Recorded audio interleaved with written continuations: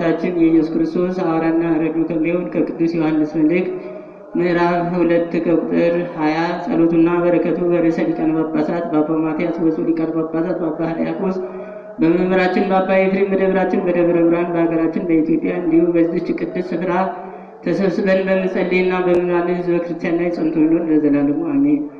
እናንተ ከቅዱሱ ያገኛችሁት ቅባት አላችሁ፣ ሁሉንም ታውቃላችሁ። ጽድቅንም እንደማታውቋት አድርጌ አልጻፍኩላችሁም እንደምታውቋት እንጂ ሐሰት ሁሉ ከእውነት አይደለምና። ኢየሱስ መሲህ አይደለም ብሎ ከሚክድ በቀር ሐሰተኛ ማን ነው?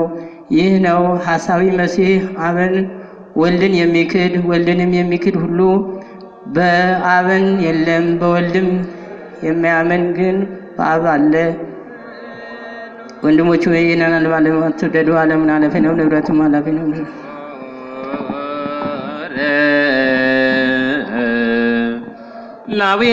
ላዌገ ማህበረን በእንተ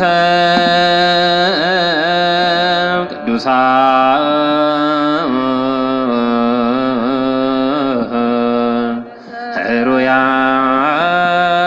ሕሩያን አርዳኢከ ናዝጠነ በሳህልህ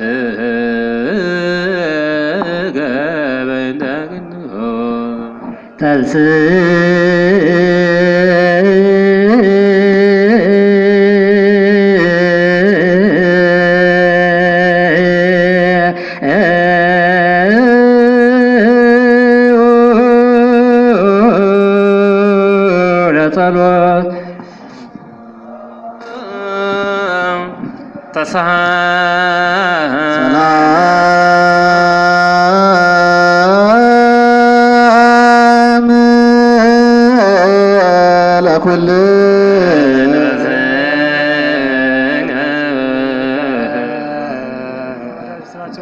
የጸሎታቸው በረከታቸው በርዕሰ ሊቀ ጳጳሳችን በአባ ማትያስ በብፁዕ ሊቀ ጳጳሳችን በአባ ሕርያቆስ በመምህራችን በአባ ኤፍሬም በሕዝበ ክርስቲያን በደብራችን ጸንቶ ይደር ለዘላለሙ አሜን።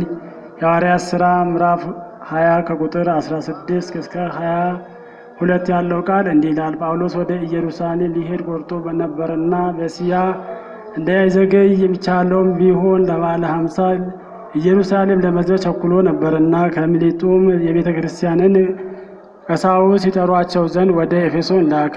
ወደ እነርሱ በመጡ ጊዜ እንዲህ አላቸው፣ ከእስያ ከመጡ ጀምሮ ዘመኑ ሁሉ ከእናንተ ዘንድ እንደተቀመጥኩ እናንተ ታውቃላችሁ። እግዚአብሔርን እያገለገልኩ በፍጹም መከራ በልቅሶ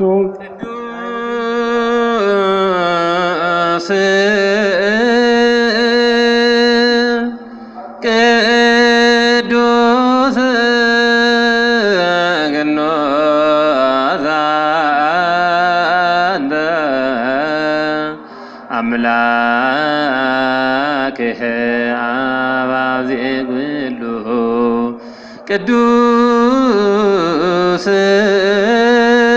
ቅዱስ ቅዱስ አንተ ወልድ